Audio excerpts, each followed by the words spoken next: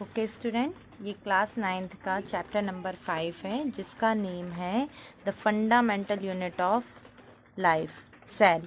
हिंदी में बोले तो जीवन की मौलिक इकाई कोशिका। ठीक है, ये बायोलॉजी का फर्स्ट चैप्टर है। अभी तक जो चैप्टर हमने कंप्लीट किए वो केमिस्ट्री के थे। ये जो चैप्टर आज हम स्टार्ट कर रहे हैं ये है बायोलॉजी का। ओके, बायोलॉजी साइंस की ही एक ब्रांच है जिसमें कि हम लिविंग थिंग्स की क्या करते हैं, स्टडी करते हैं, या यूँ बोले कि हम प्लांट या एनिमल्स की स्टडी जिस सब्जेक्ट के अंतर्गत करते हैं उसको अपन बोलते हैं बायोलॉजी, और हिंदी में जीव विज्ञान। ठीक है, आई होप आपको इतना क्लियर होगा। तो चलिए हम सब्जेक्ट के बारे में स्टार्ट करते हैं। सबसे पहले हम बात करेंगे टाइटल पर, जीवन की मूलभूत इकाई कोशिका, आधारभूत या इकाई बोलें कोशिका, सेल। ठीक है, तो सेल क्या होता है? सेल का मीन होता है स्मॉल रूम। ठीक है, आप जानते हो कि जो भी चीज़ बनी है कुछ ना कुछ छोटे छोटे पार्टिकल से मिलकर बनी है। आपने देखा होगा, चाहे हम बूंदी का लड्डू ले लें या कुछ भी ले लें, उसकी जो फंडामेंटल यूनिट है क्या है? Small small particle. ठीक है, तो ऐसे ही जो लिविंग ऑर्गेनिज्म मतलब जो जीवित वस्तुएं हैं उनकी जो फंडामेंटल यूनिट है या आधारभूत इकाई है उसको क्या बोलते हैं अपन? सेल या कोशिका बोलते हैं। फॉर एग्जाम्पल, अभी आप जहाँ बैठे हैं रूम में, ठीक है, तो वो रूम कैसे बना? दीवारों से। और दीवार कैसे बनी? जब एक एक ईंट करके रखी गई तो क्या बन गई? आपकी दीवार बन गई। तो सेम जो हमारी बॉडी इतनी कॉम्प्लेक्स, इतनी बड़ी दिख रही, वो कैसे बनी? वो छोटी छोटी सेलों से मिलकर क्या है? बनी हुई है। तो सबसे पहले क्या हुआ कि रॉबर्ट हुड एक साइंटिस्ट थे। 1665 में उन्होंने क्या किया? उन्होंने देखा, क्या देखा? उन्होंने ये देखा कि एक उन्होंने ट्री की बार्क ली, मतलब छाल ली पेड़ की, और उन्होंने माइक्रोस्कोप में स्टडी की। तो उन्होंने देखा कि वो जो छाल थी उसमें कुछ स्मॉल ऐसे रूम टाइप के स्ट्रक्चर उनको दिखाई दे रहे थे। ठीक है, तो उन्होंने देखा कि ये क्या है, तो उन्होंने इसको नेम दिया लैटिन वर्ड से लेकर सेल, जिसका मीन होता है लिटिल रूम या स्मॉल रूम। ठीक है, तो तभी से सेल का नाम क्या पड़ा? सेल पढ़ा। ठीक है, ओके। तो ये तो उन्होंने जो डिस्कवरी की, ये क्या थी? ये एक डेड सेल थी, है ना। और किस टाइप की सेल थी? प्लांट सेल थी। देखो, हम और एनिमल्स और प्लांट दोनों ही अलग अलग हैं, तो दोनों की सेल भी क्या होगी? अलग अलग होगी। तो पहले तो हम सेल की बात करें कि सेल क्या है।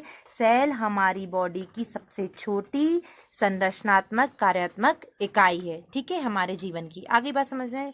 Cell is the smallest basic structural function unit of life. ठीक है, इतना आपको क्लियर हो गया। चलिए, जिस सब्जेक्ट के अंतर्गत सेल की स्टडी की जाती है उसको अपन बोलते हैं साइटोलॉजी। जिस सब्जेक्ट में कोशिका का अध्ययन किया जाता है उसको क्या बोलते हैं? साइटोलॉजी कहते हैं। ठीक है, किसने इसकी खोज की थी? कोशिका की खोज की थी रॉबर्ट हुक ने की थी। कब की थी? 1665 में की थी।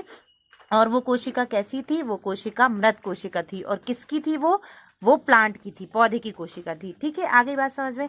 तो जैसे जैसे ईंट रख रख कर क्या बन जाती है? दीवार बन जाती है, और कई दीवारों के मिलने से एक रूम तैयार हो जाता है। वैसे ही हमारी बॉडी में कई सारी सेल्स जब मिलती हैं तो क्या बनाती हैं? टिश्यू या ऊतक। ठीक है, जब कई सारे टिश्यू मिलते हैं तो क्या बनाते हैं? ऑर्गन या अंग। और जब कई सारे अंग मिलते हैं तो क्या बनाते हैं? ऑर्गन सिस्टम या अंग तंत्र। अंग तंत्र बोले तो जैसे हमारा पाचन तंत्र है, एक तरीके का अंग तंत्र है, डाइजेस्टिव सिस्टम, है ना। और फिर अंग तंत्र कई सारे मिलते हैं तो क्या बन जाता है? ऑर्गेनिज्म, मतलब जीव, जैसे कि हम। आ गई बात समझ में? तो ये पूरी हमारी सेल की बात थी। अब देखिए कि सेल जो है, ऑर्गेनिज्म जो है वो सेल के अकॉर्डिंग, मतलब से कोशिका के अनुसार कितने टाइप के हो सकते हैं? 2 टाइप के हो सकते हैं ऑर्गेनिज्म। उनमें कितनी कोशिका की संख्या प्रेजेंट है इसके अकॉर्डिंग वो 2 प्रकार के हो सकते हैं। कौन से 2 टाइप्स हो सकते हैं? Unicellular and multi cellular. ठीक है, आप जानते हो यूनि मतलब होता है एक होता है ना, और मल्टी मतलब होता है कई सारे। जिन जीवधारियों की जो जीव एक कोशिका से मिलकर बने होते हैं उनको यूनिसेलुलर बोलते हैं, जैसे कि अमीबा, पैरामीशियम, इसके बारे में आपने सुना है।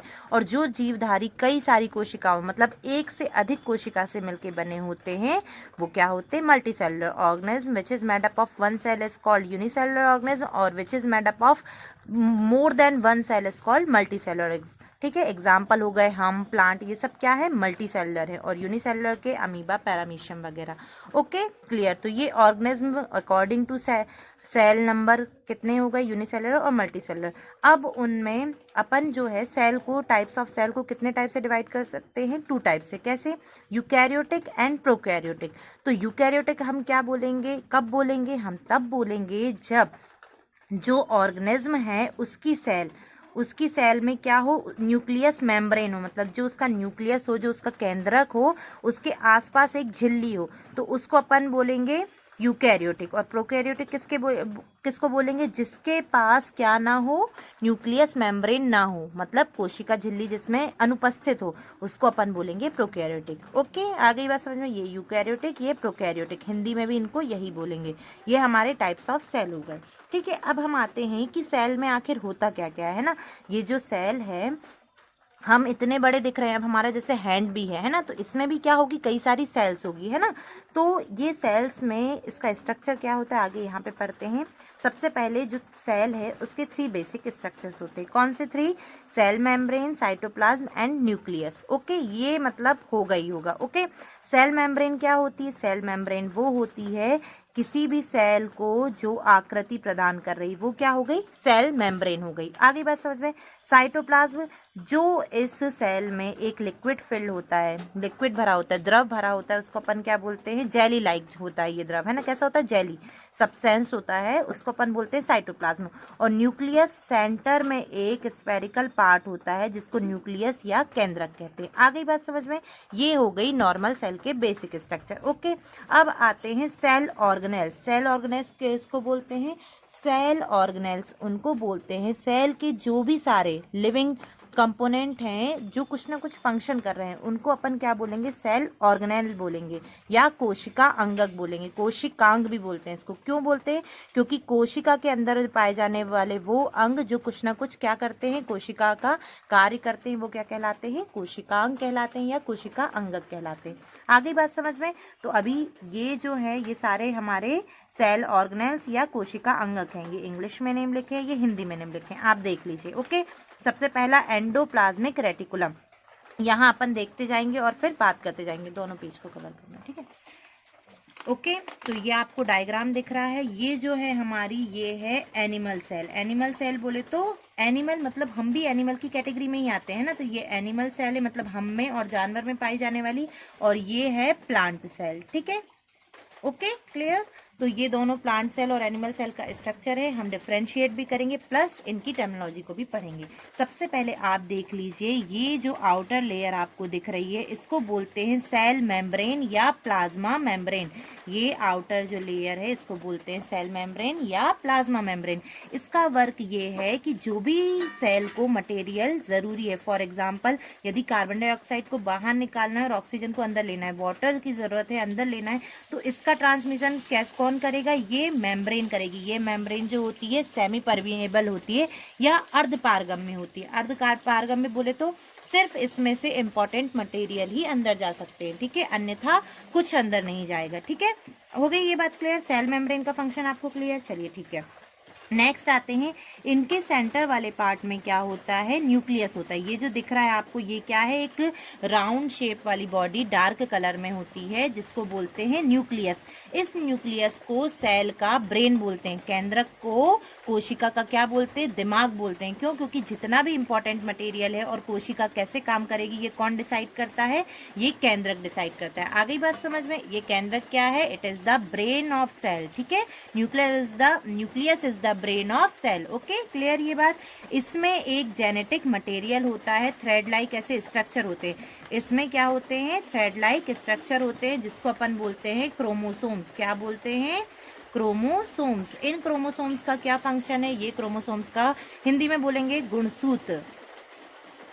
इन क्रोमोसोम्स का क्या फंक्शन है, ये फंक्शन है कि जो भी आपकी जेनेटिक मटेरियल है, फॉर एग्जांपल आप अपने पेरेंट्स के बच्चे हैं ना, तो आपके पापा की आइज ब्लैक है और आपकी भी आइज ब्लैक होगी, तो ये जो मटेरियल का ट्रांसफर करेगा ये कौन करेगा, ये क्रोमोसोम्स करेगा। क्योंकि क्रोमोसोम्स में होते हैं डीएनए और डीएनए में होते हैं जीन।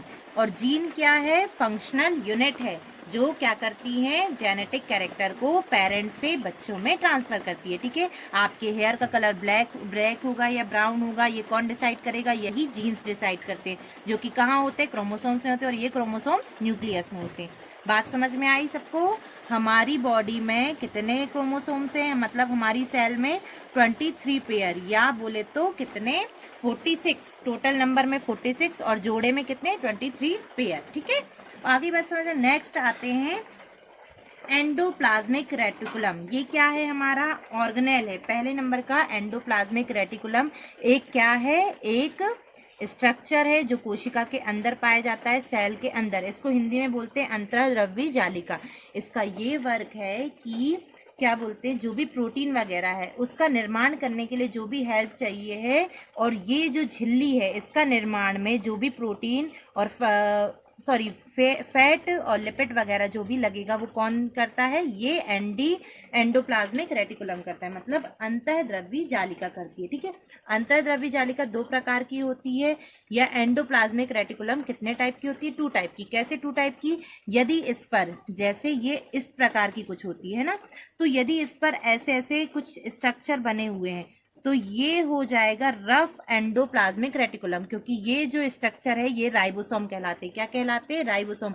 राइबोसोम का क्या फंक्शन है? प्रोटीन का जो भी निर्माण करने के लिए जो भी जरूरत है वो कौन पूरी करता है? ये राइबोसोम करते हैं। ठीक है, ये सब राइबोसोम प्रेजेंट है। Okay, clear? और यदि यहाँ पे राइबोसोम नहीं लगा है तो इसको अपन बोलेंगे स्मूथ एंडोप्लाज्मिक रेटिकुलम। ठीक है, 2 प्रकार के एंडोप्लाज्मिक रेटिकुलम या अंतर्द्रव्य जालिका आपको समझ में आ गई। चलिए ठीक है, नेक्स्ट आते हैं अपन अपने गोल्जी अपैरेटस पे। ये सेकंड गोल्जी अपैरेटस क्या हो गया? गोल्जी अपैरेटस ये है कि जो भी ऐसा स्ट्रक्चर है, ये इस प्रकार का है ना, इनका काम ये है कि सेल में जो भी, ये दिख रहा है ना आपको, सेल में जो भी मटेरियल है उसका ट्रांसफर एक प्लेस से दूसरे प्लेस पर करना, जो भी प्रोटीन है उसकी पैकिंग करना, सेल में ट्रांसफर करना, इसका वर्क कौन करता है? ये गोल्जी अपैरेटस या गोल्जी उपकरण या गोल्जी बॉडी भी बोलते हैं इनको, ये करते हैं। ठीक है, आ गए। थर्ड अपन आते हैं लाइजोसोम्स पर। लाइजोसोम्स क्या है? ये आपको स्ट्रक्चर दिख रहा है ना, ये इस टाइप के स्ट्रक्चर को अपन बोलते हैं लाइजोसोम। लाइजोसोम का ये वर्क है कि यदि कोशिका में क्या हो गया है, किसी भी प्रकार की टूट फूट हो गई, कहीं कोई चोट वगैरह आ गई है, तो ये क्या करेंगे? लाइजोसोम में बहुत स्ट्रॉन्ग क्या होते हैं? डाइजेस्टिव एंजाइम, पाचक एंजाइम होते हैं, जो इस सेल को क्या करते हैं? खुद ही खा लेते हैं। क्या करते हैं? यदि टूट फूट हो गई है तो खुद ही उसको खा लिए और सेल को खत्म कर देते हैं। आ गई बात समझ में? इसीलिए लाइजोसोम को आत्मघाती थैली या सुसाइडल बैग भी बोला जाता है, या आत्महत्या की थैली बोला जाता है। आपसे पूछा जाए किस कोशिकाओं को कोशिका की आत्महत्या की थैली कहा जाता है, तो आप क्या बोलोगे? Lysosome is the lysosome called suicide bag of cell. ठीक है, क्लियर? ये आपको। नेक्स्ट है mitochondria. It is a very important because, क्योंकि माइटोकॉन्ड्रिया जो है इसे क्या बोलते हैं अपन? Power house of the cell, बिजली घर। क्या बोलते हैं? Power house of the cell. Cell का पावर हाउस किसे कहा जाता है? माइटोकॉन्ड्रिया को। क्यों कहा जाता है? क्योंकि जो भी सेलुलर रेस्पिरेशन होता है, मतलब कि अपनी बॉडी में अपन जानते हैं ग्लूकोज प्रेजेंट है ना, तो ग्लूकोज क्या करता है? ग्लूकोज ब्रेकडाउन होता है। कहाँ ब्रेकडाउन होता है? माइटोकॉन्ड्रिया में।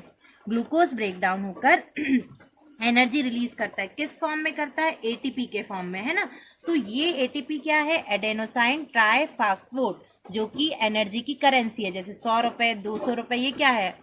मुद्रा है ना, एक तरीके से। किलोग्राम वगैरह, 1 किलोग्राम वगैरह एक तरीके से क्या है? मेजरमेंट है। तो सेम एनर्जी के लिए कौन सी मुद्रा यूज की जाती है? कौन सी करेंसी यूज की जाती है? एटीपी। ओके, तो इसी कारण से जो भी एटीपी वगैरह की रिक्वायरमेंट है वो कौन पूरी करता है? माइटोकॉन्ड्रिया। एनर्जी की रिक्वायरमेंट को कौन पूरा करता है? माइटोकॉन्ड्रिया। इसीलिए माइटोकॉन्ड्रिया को क्या कहा जाता है? कोशिका का पावर हाउस कहा जाता है। ठीक है, कोशिका का बिजली घर कहा जाता है। सेल क्या mitochondria is called the power house of the cell. ठीक है, इतना क्लियर आपको। नेक्स्ट आते हैं प्लास्टिड। देखिए, ये जो मैंने अभी तक जितने फंक्शन बताए थे ये इस प्लांट सेल में भी सेम थे, मतलब दोनों के। लेकिन अब जो नेक्स्ट है प्लास्टिड, अपन इसकी बात करते हैं। क्या होता है प्लास्टिड? सेल में कुछ पिगमेंट्स होते हैं, है ना, तो ये पिगमेंट्स जो होते हैं उनको अपन क्या बोलते हैं? प्लास्टिड बोलते हैं। इन प्लास्टिड 2 टाइप्स के होते हैं। ये प्लास्टिड कौन से?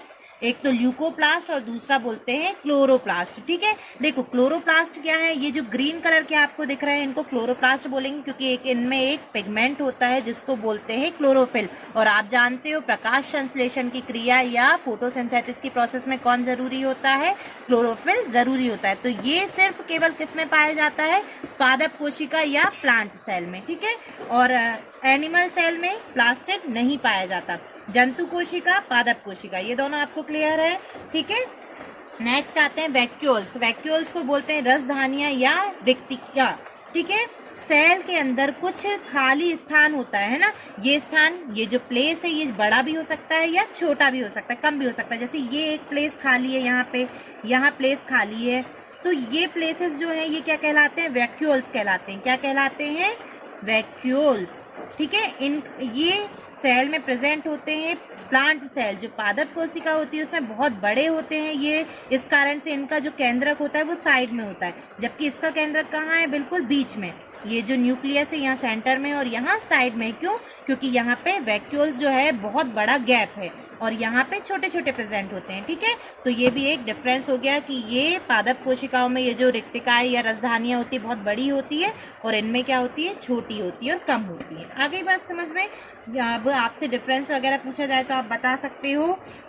सबसे पहला कि जो जंतु कोशिका होती है मतलब एनिमल सेल होती है, उसके आसपास कोई सेल वॉल नहीं होती। सेल वॉल बोले तो कोशिका भित्ति, मतलब दीवार के ऊपर भी एक और दीवार होना, लेयर होना। ठीक है, तो ये इसमें एब्सेंट होती है, लेकिन इसमें होती है। जैसे ये है अपनी सेल मेम्ब्रेन, कोशिका झिल्ली या प्लाज्मा मेम्ब्रेन, लेकिन इसके ऊपर एक और बाउंड्री जो दिख रही है ये क्या है, सेल वॉल है, जो क्या करती है, कोशिका को शेप प्रोवाइड करती है ना, शेप प्रदान करती है। आगे बात समझ में। Same, plastids are absent. Animal cell में प्लास्टिड्स नहीं होते, मतलब क्या नहीं होते, प्लास्टिड नहीं होते, और इसमें भी प्लास्टिड होते हैं। इसमें ये ग्रीन कलर के दिख रहे हैं ना, इसमें वैक्यूल्स जो होते हैं वो छोटे छोटे होते हैं और इसमें बड़े बड़े होते हैं। ठीक है, आई होप आपको चैप्टर क्लियर होगा। यहाँ आपका चैप्टर 5 फिनिश होता है। Thank you for watching.